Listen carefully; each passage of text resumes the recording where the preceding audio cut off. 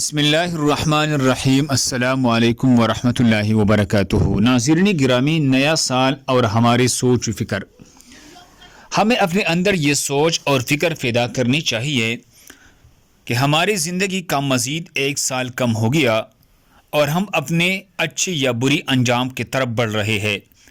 کیا اس انجام کو قبول کرنے کے لیے اور اس کا سامنا کرنے کے لیے ہم تیار ہیں؟ کیا اللہ تعالیٰ کی ملاقات اور آخرت میں جواب دہ کے لیے ہم تیار ہیں؟